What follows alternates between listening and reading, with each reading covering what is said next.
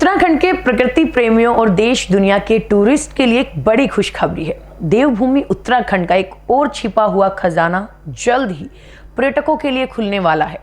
जी हां, हम बात कर रहे हैं पिथौरागढ़ में स्थित अस्कोट वन्यजीव अभयारण्य की। अब यह अभयारण्य राजाजी नेशनल पार्क और कॉर्बेट पार्क की तर्ज पर विकसित किया जाएगा। इसके लिए वन विभाग ड्राफ्ट तैयार कर रहा है। ये पहल न सिर्फ वन्यजीव पर्यटन को बढ़ाएगी बल्कि इस क्षेत्र को प्रकृति प्रेमियों के लिए एक नया और शानदार डेस्टिनेशन बना देगी। आइए जानते हैं इस 600 वर्ग किलोमीटर में फैले अभयारण्य की क्या खासियत है। नमस्कार, आप देख रहे हैं हरिभूमि टीवी। अस्कोट वन्यजीव अभयारण्य की स्थापना 1986 में मुख्य रूप से दुर्लभ जीव कस्तूरी मृग के संरक्षण के लिए की गई थी। ये अभयारण्य दुर्लभ और खूबसूरत पशु पक्षियों का निवास स्थल है।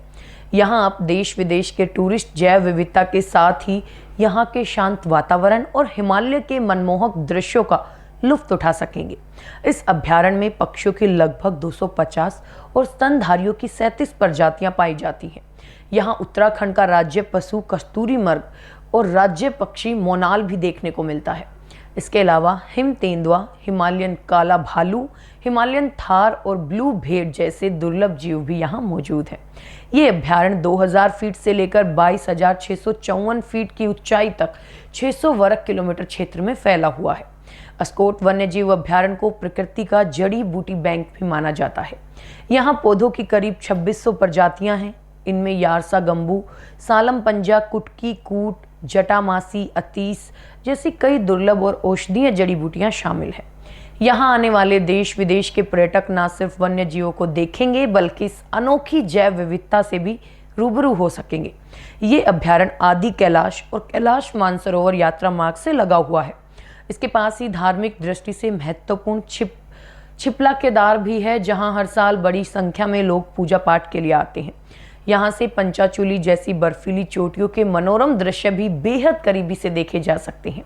वन विभाग इस प्रोजेक्ट को इको टूरिज्म की तर्ज पर विकसित करने की योजना बना रहा है, जिससे स्थानीय समुदाय को बड़ा फायदा मिलेगा।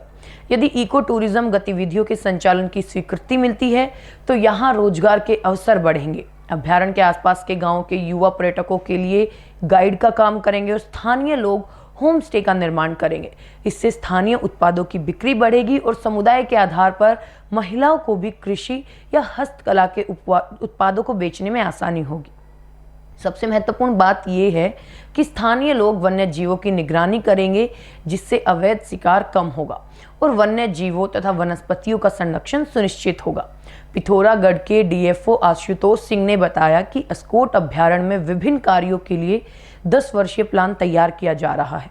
ये अभी ड्राफ्ट स्टेज पर है, जिसे जल्द ही स्वीकृति के लिए चीफ वाइल्ड लाइफ को भेजा जाएगा और स्वीकृति मिलते ही अभयारण्य में इको टूरिज्म गतिविधियां शुरू कर दी जाएंगी, जिसमें स्थानीय ग्रामीणों को जोड़ा जाएगा और इको डेवलपमेंट कमेटी बनाई जाएगी।